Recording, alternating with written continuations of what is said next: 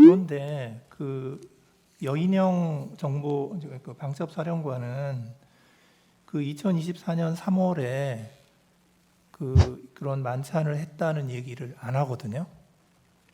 2024년 다시 한 말씀. 2024년 3월에 바로 집으로 안 가고 그 증인 공관으로 김용현 여인영 데리고 갔죠. 네, 그렇습니다. 이제 가서 무슨 얘기했나요? 예, 그날 이제 식사 끝나고 대통령님과 국정원장은 이제 따로 복귀하셨고 군 후배 2명이 남아서 가는 길이니까 우리 집에 차나 한잔 하자. 원래는 그냥 그런 의도로 했습니다. 그래서 이제 대화를 하는 과정에서 아까 대통령 하신 말씀이 화제에 올랐고 그래서 대통령께서 그런 말씀은 아무리 술자리라도 사람들한테 하는 게 좋지 않겠다 이런 뜻으로 아까 진술한 대로 그렇게 그 두 사람에게 당부를 했습니다. 그러니까 증인이 대통령께서 혹시라도 그런 생각 갖지 않도록 해야 된다. 나는 국방부 장관으로서 절대 반대한다.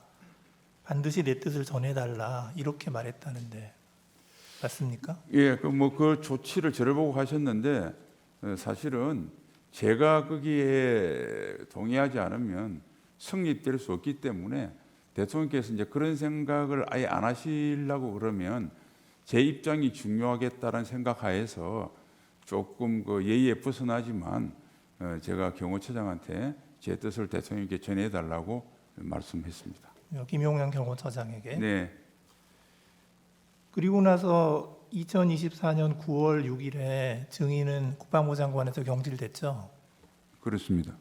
그리고 나서 이제 지금 맡은 국가안보실장으로 가셨고요. 예, 정확하게 이야기하면 8월 13일 날 제가 겸직을 했습니다. 예, 9월 6일까지 김용현 그 후보자가 장관이 될 때까지 그래서 2가지 겸직을 했고 9월 6일 이후에는 김용현 국방부 장관, 저는 안보실장 1가지 일만 전념하게 되었습니다. 예. 그런데 그 여인영 정보 그 방첩사령관은 그 2024년 3월에 그런 만찬을 했다는 얘기를 안 하거든요.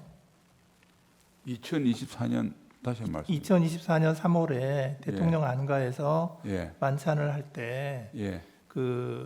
이제 여인영 방첩사령관이 있었다고 했잖아요. 예. 그런데 여인영 방첩사령관은 어떻게 얘기를 하냐면 자기는 하여튼 그런 자리에 간 적이 없다. 이렇게 얘기하는데 시기가 분명합니까?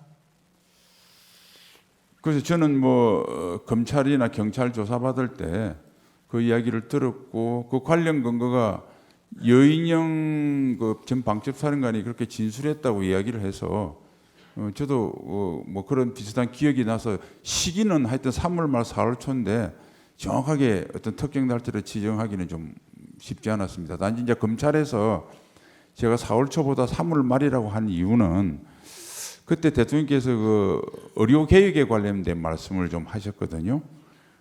그리고 난 뒤에 4월 1일인가 그 의료 개혁의 담화를 발표하셔서 그 전에 한 것 같아서 제 기억으로는 3월 말로 기억하고 있습니다. 그 여인영 방첩사령관은 이렇게 얘기를 해요. 2024년 5월이나 6월 경에 대통령과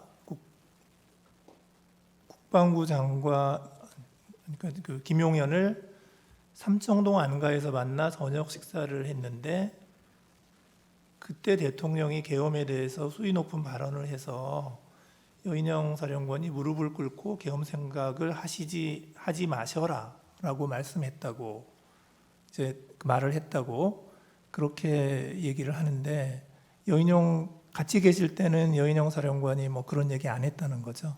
아니 그 5월 달에는 제가 하지 않았었고요.